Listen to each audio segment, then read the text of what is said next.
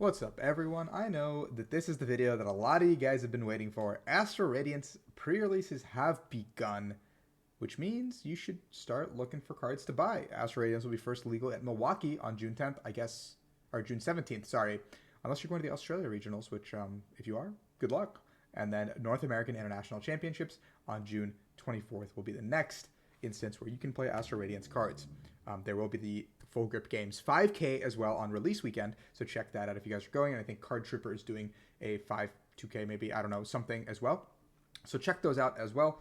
But now today we're going to be looking at what I would personally buy from the Astral Radiance set, what I think are must-buys, what I think are spicy pickups that could potentially be get down the line, and then what I just think is a trap and you should just probably not waste your time or like money on the rip for these cards. So again, this is 100% my opinion. You guys are feel free to buy what you want, what you don't want to buy. And if you guys are interested in supporting my channel and me here, there is a TCG Player affiliate link down in the description below. All you guys have to do is click on that link and it will take you to TCG Player, and you can add whatever you want for your cart and buy it, and it will support me in the long run. So thank you so much for all of that ahead of time. So without further ado, here's what to buy from Astral Radiance. It took me a lot of time this morning to make this, so I hope you guys enjoy it. So, here are my must-buy cards. Here are the cards that I am personally going to add to my cart. Here are the cards that I 100% will be bringing, and I will explain each of them as we go. Now, yeah, this is not all the cards. Obviously, I put them in a slideshow so you guys can see each of the cards that I'm going to be picking up and how many of each card I will be picking up personally. I think 2 Hisuian Voltorb is very good because it has the first attack that lets you accelerate 2 energy cards onto your board. I do think this is a very cool card going second. And gives you a lot of versatility for decks like the Palkia deck, for example, or the Dialga deck to kind of just get energies onto your board and just kind of start setting up super early. Maybe even Darkrai, like just being able to get those energies out of the deck and like do something on your first turn going second has been very, very strong in this format. We've seen decks with Keep Calling be very strong, decks using the Mysterious Tail Mew. Anything that can attack on turn 2 or turn 1 going second has been pretty good, and this card is lovable, searchable, so I think you'll never play more than 1, but I'm buying 2 just in case, because this shouldn't be more than a couple of pennies, and yeah, I do think this is a cool card to have. We have a 4-3 Hisuian the Ligant V-Star line. I think Hisuian the Ligant V-Star will be a card all on its own. I think it'll be a deck all on its own, doing a ton of damage, being able to search out its whole engine, doing 130 at a time, and I mean, it's just very strong with Gardenia's Vigor, and anything grass related in this deck, like a Leafeon potentially, or like you could play Leafeon V-Star to have that V-Star ability, or you could just simply play this in a deck that isn't even grass related as like a grass type attacker in there. So I think this card's definitely going to be a deck all on its own. Maybe it doesn't stand up to the likes of Palkia and Samurott and Darkrai, but I think this is a deck that I would personally invest in, and I'm going to put some time into because I think Gardenia's Vigor is an absolutely insane card, especially trying to make this work. I think the Radiant Pokemon are all just a pick up one, even though Heatran is probably the weakest of the bunch. Sorry, not probably. Heatran is the weakest of the bunch. It is unfortunately true for him, but I would pick up one of the Radiant Pokemon anyway, just on the off chance that you end up using it. It's like having Prism Stars and like Ace Specs. Like, you might as well just have them so you're not scrambling last minute looking for this goofy looking guy. Yeah. I would pick up one Starmie V because I think that Starmie V is definitely a situational card in the Palkia V-Star deck, or like maybe Suicune or anything that uses Melanie. Could even be in like a Raihan style deck for like Arceus, for example. Like you could Raihan to it or Melanie to it as well. Like any deck that uses Melanie or Raihan, playing multiple waters obviously, is a very cheeky card to just kind of punish your opponents for playing poorly. 50 times the number of energy on their board is a lot of damage sometimes that is unavoidable. So I think that Starmie V is definitely a one-of pickup. I don't think it'll ever become more than a one-of in any deck, but coupled with its free retreat and yeah, it's just very good. Also as a free retreater in general. So I really like this Starmie V, and I think that it has a lot of potential in decks, and I could definitely see it making its way into the metagame if decks like Darkrai or Palkia Mirror like becomes more relevant when there's just a ton of energy on the board. I would pick up a 4-3 Palkia V-Star, and I think this is like an absolutely must pick up card. Like, even if you don't know what you're going to play, I think this is going to be one of those decks where it's always going to be on the table because of how powerful the V-Star attack power is, how powerful the attack just simply is, and how simple it is to set up. It's just a stage 1 Suicune that does a ton more damage, doesn't even require your opponent to like overbench or misbench or whatever. Like, you can already start like pressuring them off the rip. Any V deck instantly becomes pressured, and you can play like a plethora of horns or something and just kind of be an aggressive boss horn deck potentially and just kind of get in there. And I really like how simple it is to play because you have the Radiant Greninja to even like get the energies into your discard, and synergizes really well with the deck for the 90 snipe as well. So just a very cool card, a very good card in general, and it's going to probably become a tier 1 archetype on release. So be sure to keep an eye out for that. I definitely think that when we cover the full grip games and card trooper results here on the channel, you'll be able to kind of see what happens on that release weekend and make your decisions as well. So if you're someone who's not playing that weekend and wants to take your time buying those cards, I think waiting for that results is also fine because after the weekend, cards will definitely reduce in price on TCG Player and every other site as well. So wait for official release if you're chilling, by the way. I know it's like a little tangent, but just definitely wait for official release if you're not pressed to have those cards for these kinds of events. The Radiant, like I said, Radiant Greninja is another of the Radiant Pokemon. Just pick it up so you are not scrambling last minute. And I think Radiant Greninja is by far the best and most versatile. Being able to discard an energy and draw 2 is very, very strong. And I think a lot of decks in this current format play out of their discard really well.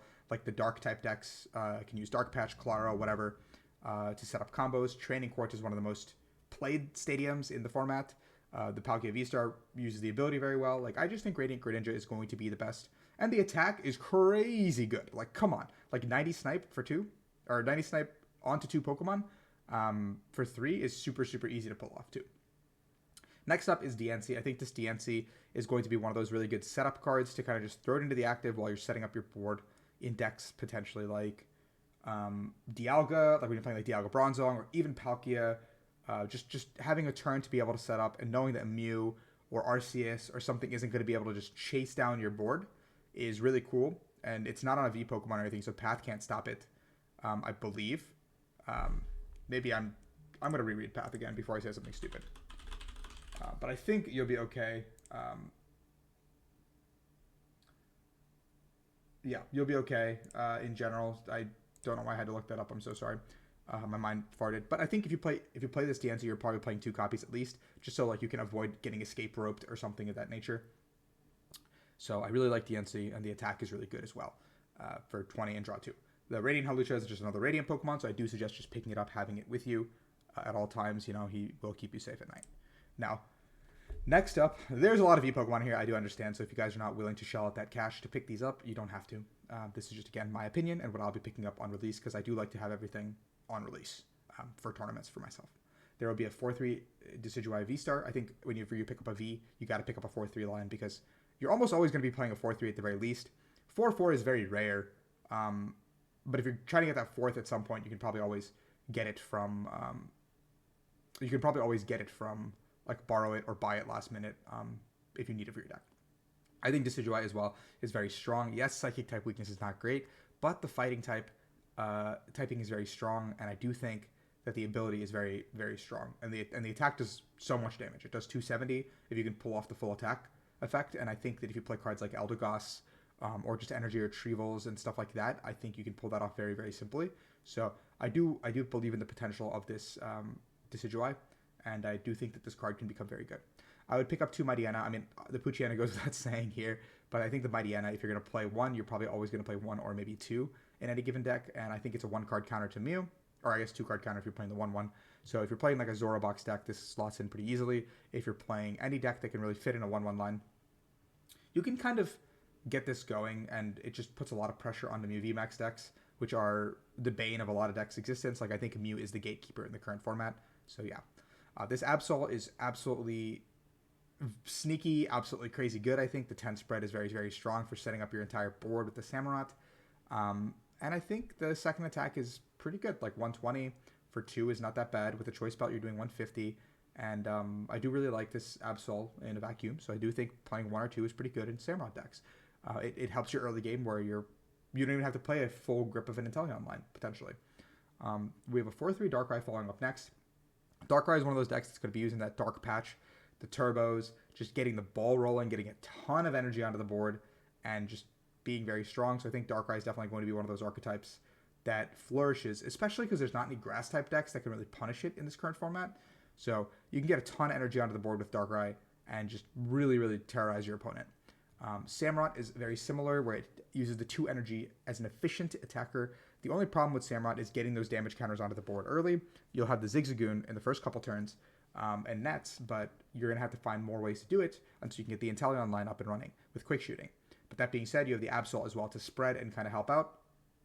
But Samurott is one of the most efficient attackers, I think, in the format. You're hitting for 220 with a damage counter already on there, so we can assume 230 at the very least. Choice Belt 260, and then, I mean, with Inteleon ping or something a little bit more as we go, you can do a ton of damage. I've already been seeing some preliminary lists playing Yoga Loop in the Samurott deck, and I think that's genius. I think Yoga Loop is very strong in a deck like this that can manipulate damage counters, so keep that in the back of your mind when you guys are looking at lists. Next up is the Dialga. I think Dialga has a lot more potential than people give it credit for. Yes, it is a little bit of a slower setup deck, but the V-Star attack is very strong at just skipping turn, which is kind of nuts. And the first attack itself, with just metal energies, gives you the one-shot potential down the line. So you have two potential like one-shot attacks that can just kind of steal the game for you. And that, I think, is very strong comparatively to a lot of cards in this format. And fire type weakness is also irrelevant. So all these weaknesses so far that we're seeing, besides the psychic and the fighting, are pretty irrelevant. So I think that makes it also very strong. Now, I have 4 Miltanks because I think whenever a card like this has existed in the format where like V Pokemon can't hit into it, it usually does really well. Like, it makes people have to build their decks differently. It usually makes people have to play differently. And on a basic, it's very, very strong, and it also does a ton of damage. So it's not just like it's not just a sit. It doesn't just sit there. It actually does something for you while you're playing your game. And so you can play like a heavy Miltank deck while you're setting up or building your secondary strategy. And so I definitely think that picking up Miltanks is beneficial for a format where shred style attacks are not existing, because it's a very, very sneaky play and it can come out of anywhere. And there's always that one tournament where like a deck like Miltank or a deck like Hoopar, like, you know, whatever, spikes it and everyone's like, damn, I should have prepared. So I do think that you should pick it up. Adamant's very good. It's going to be 4 times. I just put a yes in there as a joke because you should buy all of them, and because he's just, you know. But yeah, Adamant's very, very strong. I think usually I would say pick up almost all the trainer supporter stadiums just in case they eventually become good. But I did put a few under traps and speculation because I wanted to be honest with what I think is like really good. I did talk about it in the set review, but this is like a quicker, more expedited version. So pick up Adamants, pick up 2 Canceling Cologne. This definitely is very, very good for Urshifu. And other potential decks that want to hit the bench, because you can bring up the Manaphy, you can bring up a Dunsparce. I don't know what else is like good that we want to shut off their abilities on our turn. So, okay card. 4 Dark Patch if you don't already have them, and 4 Energy Lotto, as well as 4 of the Feather Ball. Very, very good cards. I think all of them are very good. I think Energy Lotto is probably a 2 of at most. But I could see like a deck that just plays like 4 DTE and then like 3 Energy Lotto or something and just relies on digging deep to find it. Because those kinds of decks have existed in the past. And I do like that it gives you that option to play that kind of stuff, that style of deck. Featherball, I don't know if it'll be very good with the search, what it does. But I do like the potential to play like 1 Featherball to pull out a free retreater from your deck. A Gardenia's Vigor, probably one of the best supporters in this set. Most versatile, even though it's only grass energy. Very, very versatile. Grant is another really cool supporter. I think you never actually play more than 1 Grant, but I don't think there's any harm in picking up 3 to just have in your deck, because you might play 2 for a fighting-centric deck. And who knows, maybe that 2 becomes a 3 because you really need it. The Gutsy Pickaxe is also very good for fighting-style decks because it's just a scry, and I really like having that effect. The Hisuian Heavy Ball is a 1-of because you never really ever play more than 1, I think, in a deck. But I think it becomes a pretty cool staple as like a 1-of plus the Radiant card, and they both kind of make their way into decks. We have the 4 Iridia, which is just Water Karina, getting a Water-type Pokemon and any trainer card, so very, very strong. Just to set up your board and do whatever, and like that searches Greninja, so very good as well. The Jubilife Stadium, I think, is one of those stadiums that will see play, especially to maximize your, like, you doing something going first. Like decks would like to do something going first, and if you can't play a supporter, this acts as a pseudo supporter, so it's very strong if you can have that in the early turns. Roxanne is probably the most filthy supporter in this set, and I do think Roxanne is probably incredibly busted, and I like that a lot. 4 Temple of Sinnoh. Temple of Sinnoh is very, very good because it's going to make its way into control archetypes, and it's like you can just kind of neuter decks that rely on special energy, like Path into Sinnoh or whatever, like could be very good. Overall, I think it's a very cool card. I think Trekking Shoes is the final card in our must-buy list, and I think this is another really cool, like, dig deep, get in there, and do a lot of stuff kind of deck. Cards, right? It's a lot of turn and burn. Goes into Mew, could go into Palkia, could go into Darkrai. Like, just becomes a really cool, aggressive card to kind of speed up the format a little bit. Now, here are my spicy pickups, like that I think could be really good, but I don't actually know because I've not put time into them. So I will make my game day decision to buy them when I buy them. Most of the time when I say a card is going to be a spicy pickup, I usually pick it up. So also at this stage in the video, if you guys are still watching, I would really love it if you could subscribe and give it a like. I really don't want this video to flop because I think this is a very helpful video for new players. So leave in the comments below also what you are excited to buy the most as we're going. Now, Vespiquen, if you know my channel, you know Vespiquen, you know me. Got to pick 4 up. This is probably going to be completely dog, but, you know, got to pick 4 up. I think this Shaman is also really cool. Again, it's one of those cards that if you go second, you can set up your board, do something with it. All of the Reggies I have at a 3 count set, because I think I don't like know the optimal number of cards like Reggies to play. Probably 2. And like the Great Balls or Heavy Ball or whatever, but like might as well pick up 3 in case like one of the typings is really good and you want to play more. So yeah, 3 of the Ice, 3 of the Lecky, 3 of the Rock. I think 2 Luxray for a potential control style strategy. With the first attack where you can rip an item out of your opponent's hand. It could be really good. I don't know exactly if it's like broken or something, but I do think for control purposes, like this V is probably also going to be like $1. So I would definitely wait until this one gets cheaper to pick it up. But Champ VMAX I think will also be one of those that's like not very good off the rip, but I think someone could make it work with the Gutsy Pickaxe, with the Grant, with the Gape Jaw Bog. Like, I don't know. You could probably make something insane work with Machamp. It just seems like a lot of resources to make something work, but I could see it doing really well. This Thievul has a really cool ability, so I do think that it could be seeing play in like Zoroark style box decks and stuff like that. So maybe there's potential there. I do think the Magnezone line is also really, really like heavy commitment to kind of pull off this like the Alga strategy or whatever when Bronzong and Metal Saucer just exist, as well as Zacian V, which if you guys forgot still exists and is one of the best cards in the game, or ever printed I think for sure for its time. Yes, it's been power crept out, but it's very good I think in general and could make its way back into the stack. There is 3 Steel as well as the Reggies. We have 4 Bisharp because I think that's going to be a deck all on its own with the Gape Jaw Bog. But again, it's a funny deck and not like a super serious like go try hard deck. But yeah, I think it's very cool. Draco I think is one of the only Reggies that you'd probably end up playing 4 of because of the draw ability. And I guess the attack is really good too at 2-shotting everything. So Draco is probably the one I could see you playing more of. And I guess the Gigas as well could go to 4, but I think 3 is completely fine with the Gigas. I think 4 Eevee is really good because this Eevee could probably make a splash and expanded, or if there's ever like any good evolution printed, like this is a very good Eevee. So I would just pick up 4 because it's a pretty cool Eevee. The Hoot Hoot is very funny. I would take 2 just in case you're really, really hating on like hand control or like energy disruption or whatever, and just pick it up. The Oranguru is kind of a memer. I think it's like, yes, I'm going to get the balloon to move the Oranguru, but like after that, what's my +1 for a tool? So if you're playing like a shopping center style deck or want to give shopping center some value, Oranguru definitely could make its way into decks. The fighting type weakness is not ideal, but yeah, it could make its way into decks. Silene is not great, but I think I could see it maybe seeing play at some point in time. So I could see that. The Spicy Curry has to be here because it is a spicy card. That's my entire explanation for putting it here. I have no actual other reasoning because it's a spicy, very spicy. The super effective goggles could be really cool on a deck where you're preying on weakness and build some sort of a toolbox around it, like a Zorobox toolbox for weakness. But maybe Choice Belt is just better, and this is just weird. I don't know. Speculative at best. And then we have the other trainers or supporters that were in the deck. I think the switching buggy could probably be in the must buys because it could probably just replace Switch in general, honestly. I can't believe they're power creeping Switch. What does this world come to? But the other 3 are just kind of like meh at best. Like this, I don't think this card will ever see play unless you're playing a deck centered around it. And the Honey obviously goes with the Vespiquen.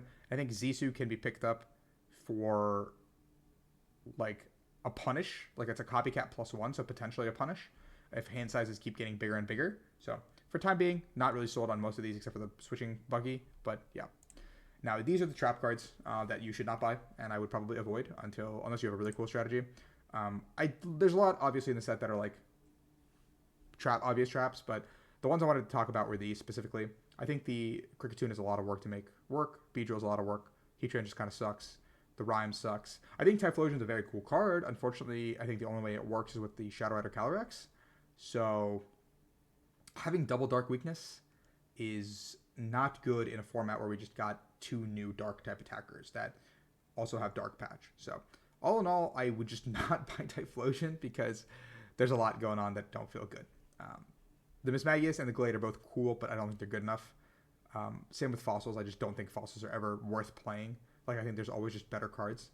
And then the rest of these cards, I think they speak for themselves, why they're just not viable and like why they're kind of a trap. So with that being said, thank you guys so much for watching my buy list video. Let me know in the comments below what you're most excited to buy and when you are going to buy them. Remember to use my TCG Player affiliate link in the comments below.